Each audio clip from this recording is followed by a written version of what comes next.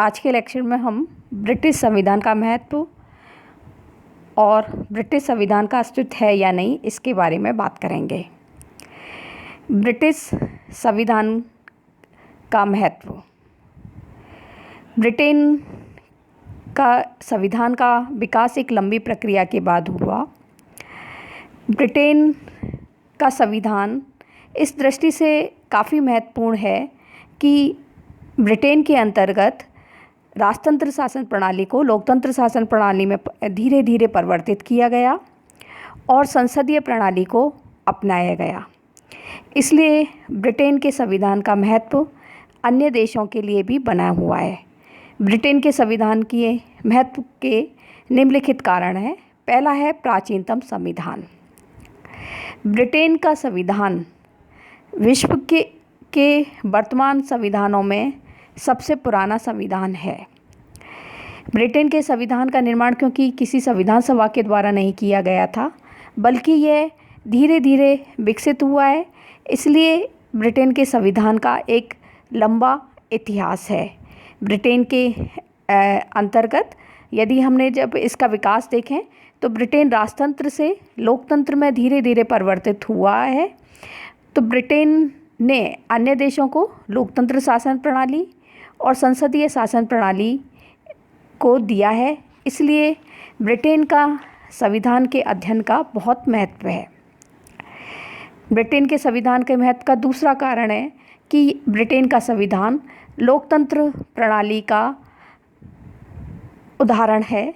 Britain पहला ऐसा देश है जहां लोकतंत्रात्मक शासन व्यवस्था को अपनाया गया था।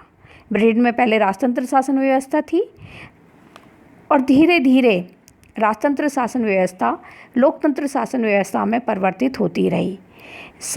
हम इसे प्रथम लोकतांत्रिक संविधान कह सकते हैं ब्रिटेन के संविधान को, क्योंकि अन्य देशों में ब्रिटेन के संविधान को देखकर ही लोकतंत्र शासन प्रणाली को अपनाया गया था। फ्रांस या अमेरिका में जो क्रांति हुई थी वो ब्रिटेन के लोकतंत्र शासन प्रणाली से प्रेरित होकर रही थी। तो ब्रिटेन के संविधान की दूसरी महत्ता यह है कि यह ऐसा संविधान है जहां लोकतंत्र शासन प्रणाली या लोकतांत्रिक राज्य प्रणाली को अपनाया गया। ब्रिटेन के संविधान की तीसरी महत्ता का महत्वपूर्ण कारण यह है कि ब्रिटेन का संविधान विश्व का एकमात्र ऐसा संविधान है जो कि आलिखित संविधान है। यदि हम वर्तमान में अन्य देशों के संविधान को देखें तो सामान्यतः उन संविधानों का निर्माण एक संविधान सभा के द्वारा किया गया है और वो लिखित दस्तावेज के रूप में पाए जाते हैं। लेकिन ब्रिटेन का जो संविधान है वो लंबे समय के विकास का परिणाम है, इसलिए इसका अधिकांश जो भाग है वो आलिखित संविधान के रूप में पाया जाता है।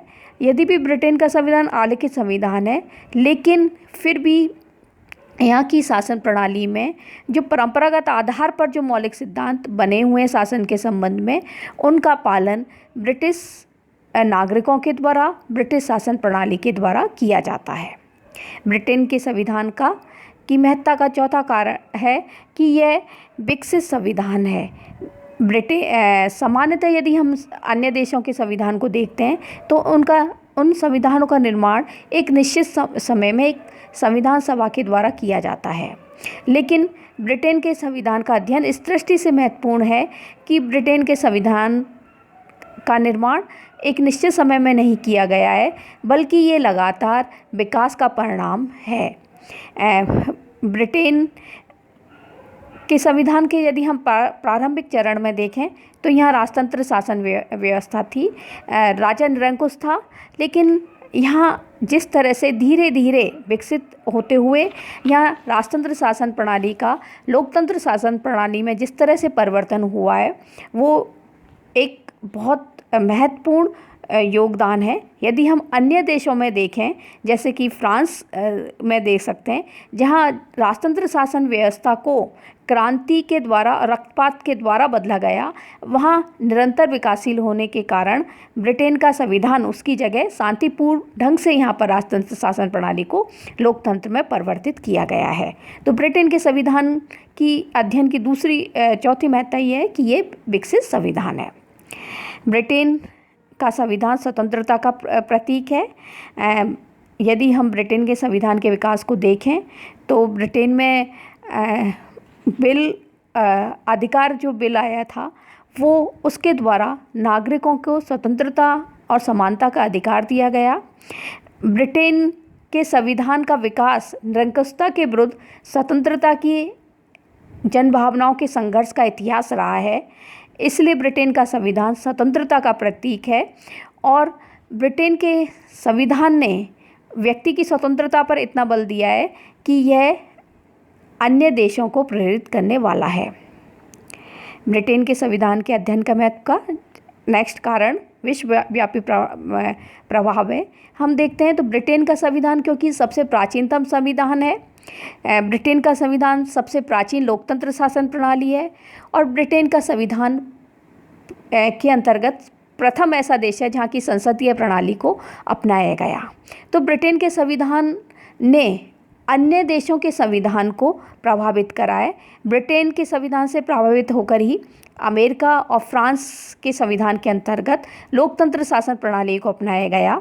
यदि हम देखें तो ब्रिटिश के शासन के अंतर्गत जो भी देश उपनिवेश रहे, स्वतंत्र होने के बाद उन देशों के संविधान में ब्रिटिश शासन प्रणाली से अनेक तत्वों को ग्रहण किया गया। उदाहरणतः ऑस्ट्रेलिया, भारत या कनाडा में संसदीय शासन प्रणाली को जो अपनाया गया है वो ब्रिटिश शासन से लिया गया है और भारत का संविधान बहुत कुछ ब्रिटेन की शासन प्रणाली से प्रभावित है।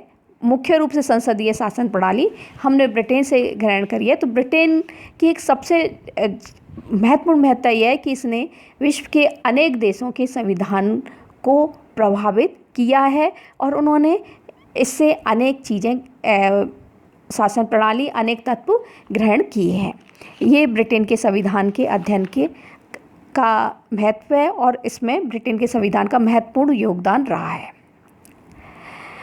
अब हम नेक्स्ट ब्रिटिश संविधान का अस्तित्व है या नहीं इसके बारे में बात करेंगे, क्योंकि ब्रिटेन का संविधान का निर्माण किसी संविधान सभा के द्वारा नहीं किया गया है।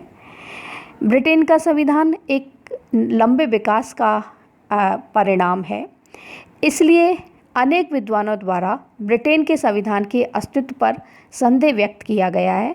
कुछ का मानना यह है कि ब्रिटेन के संविधान का अस्तित्व नहीं है और कुछ का ये मानना है कि ब्रिटेन के संविधान का अस्तित्व है।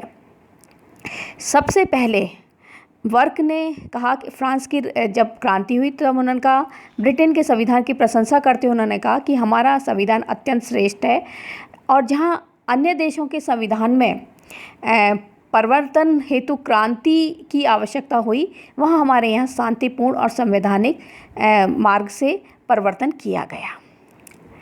थॉमस पेन ने वर्क को चुनौती देते हुए कहा कि आप क्या ब्रिटेन के संविधान की कोई प्रति प्रस्तुत कर सकते हैं। इसका तात्पर्य उनका ये था कि ब्रिटेन के संविधान का कोई अस्तित्व ही नहीं है। थॉमस पेन के मत का समर्थन डी टॉकवेल ने भी करा और उन्होंने कहा कि डी टॉकवेल ने भी करा और बर्नार्ड शॉ ने भी करा।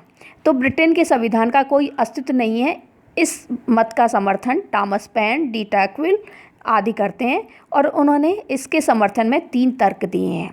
पहला तर्क उन्होंने ये दिया है कि ब्रिटिश संविधान ना तो किसी संविधान सभा का निर्माण किसी संविधान सभा के द्वारा नहीं किया गया है और यह लिखित नहीं है। थॉमस पेन, डी टॉकवेल इनका मानना है कि ब्रिटेन के सामान्य तौर पर किसी भी संविधान का निर्माण किसी संविधान सभा के द्वारा किया जाता है, लेकिन ब्रिटेन के संविधान का निर्माण ना तो किसी संविधान सभा के द्वारा किया गया है और ना ये लिखित रूप में है, क्योंकि ब्रिटेन के संविधान का निर्माण संविधान सभा के द्वारा नहीं किया गया और ये लिखित रूप में नहीं है, इसलिए ब्रिटेन के संविधान का कोई अस्तित्व नहीं है। दूसरा तर्क उन्होंने ये दिया कि ब्रिटिश संविधान लचीला संविधान है। डी टॉकवेल और थॉमस पेन का मानना था कि सामान्यतः जहाँ संविधान पाया जाता है वहाँ पर संविधान में संशोधन करने की जो प्रक्रिया है वो साधारण नियम बनाने की प्रक्रिया से भिन्न होती है, लेकिन ब्रिटेन में स्थिति अलग है। वहाँ की संसद जो भी चाहे, जिस तरह का भी चाहे, कोई भी परिवर्तन साधारण कानून की तरह कर सकती है और उसे कोई विशेष प्रक्रिया अपनाने की आवश्यकता नहीं है।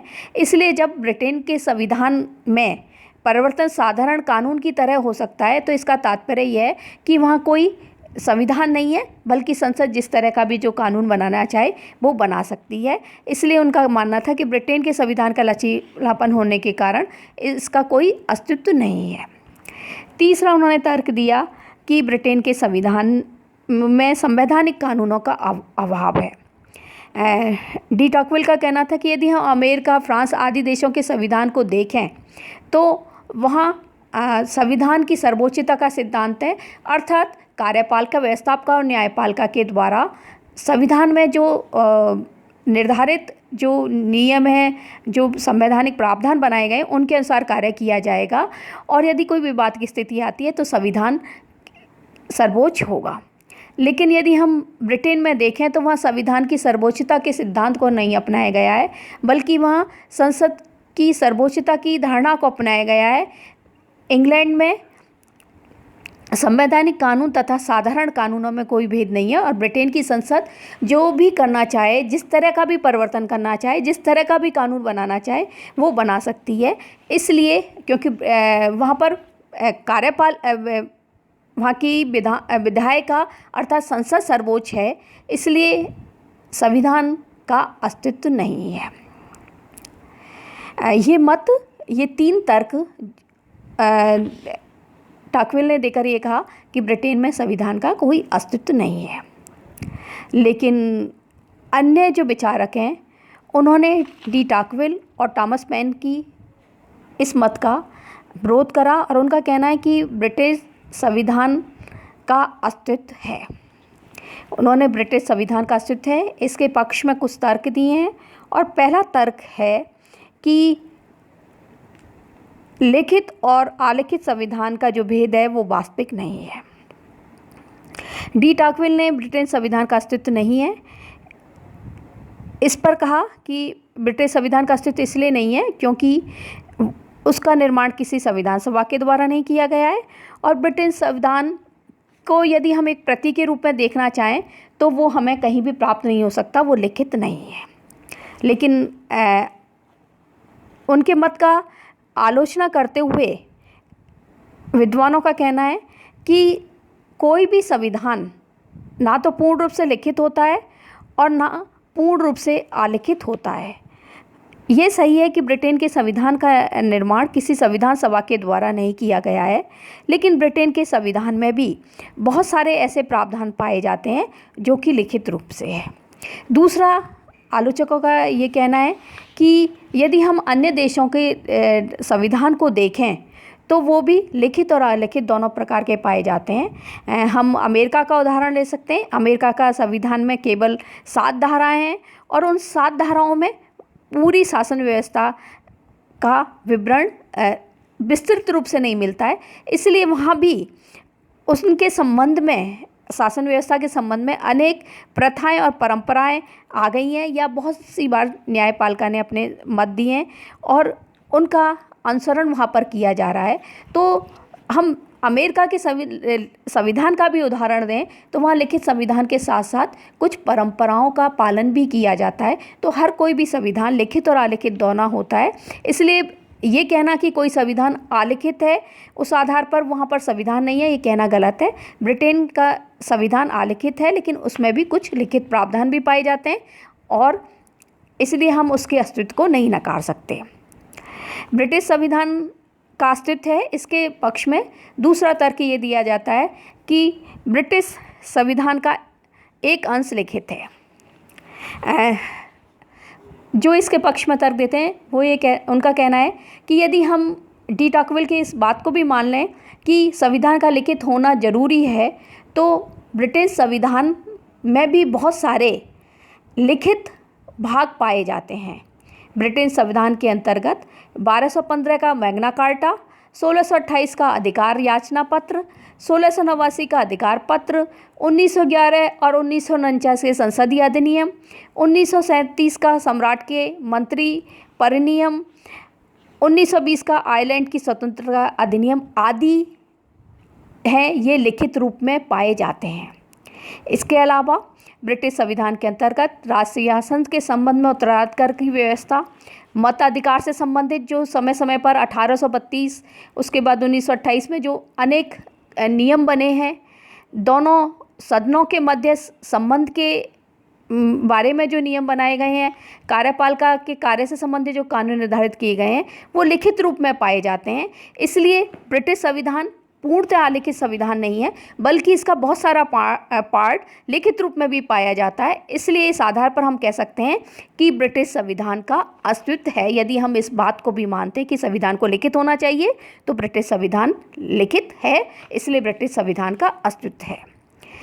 ब्रिटिश संविधान का अस्तित्व है, इसके पक्ष में तीसरा तर्क ये दिया जाता है कि ब्रिटिश संविधान सैद्धांतिक रूप से ही लचीला है, व्यवहार में नहीं। डी टॉकविल और थॉमस पेन ने ये कहा कि ब्रिटिश संविधान लचीला है, इसलिए ब्रिटिश संविधान का अस्तित्व नहीं है।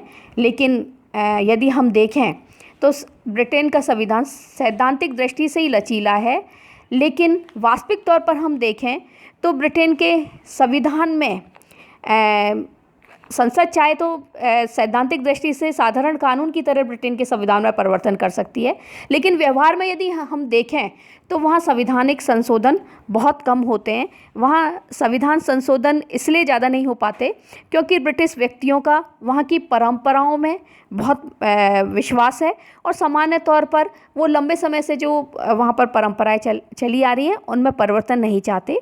दूसरा, ब्रिटिश नागरिक पर्याप्त जागरूक हैं, लोकतंत्र में उनकी आस्था है, इसलिए शासन व्यवस्था में कोई महत्वपूर्ण परिवर्तन करने से पहले संसद को जनमत के मत को भी ध्यान में रखना पड़ता है। और जब भी शासन व्यवस्था में कोई महत्वपूर्ण परिवर्तन करना होता है तो यह कार्य चुनाव के समय जनता से स्पष्ट आदेश प्राप्त करने के बाद ही किया जाता है। सामान्य तौर पर वहाँ ये परंपरा बन चुकी है। तो इसलिए यह कहना कि वहाँ लचीला संविधान है, ये सही नहीं है, क्योंकि वहाँ पर जनमत के द्वारा संविधान संशोधन की प्रक्रिया पर नियंत्रण रखा जाता है, इसलिए ब्रिटिश संविधान का अस्तित्व है। चौथा मत ब्रिटिश संविधान का अस्तित्व है। इस बारे में ये कहा जाता है कि ब्रिटिश संविधान में आधारभूत नियम है।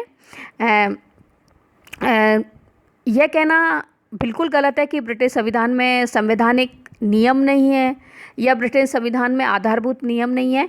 यदि हम देखें तो Magna carta, petition of right, अधिकार पत्र 1689 का एक तरीके से आधारभूत नियम है।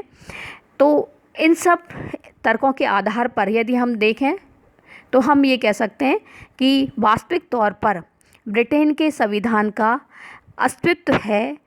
ब्रिटेन के संविधान का अस्तित्व इसलिए है कि किसी भी संविधान के लिए यह ज़रूरी नहीं है कि उसका निर्माण एक संविधान सभा के द्वारा ही किया जाए या वो लिखित हो। ब्रिटिश संविधान का एक लंबे समय के बाद संविधान का एक लंबी प्रक्रिया के बाद विकास हुआ है। ये कुछ दृष्टि से लिखित है और कुछ दृष्टि से अलिखित है, लेकिन यहाँ पर परंपराओं का पालन किया जाता है। ब्रिटिश संविधान में आधारभूत नियमों का परिवर्तन किया जाता है। इसलिए फाइनर, ऑक और ब्राइस के हम इस मत से इससे हम सहमत हैं कि ब्रिटेन के संविधान का अस्तित्व है।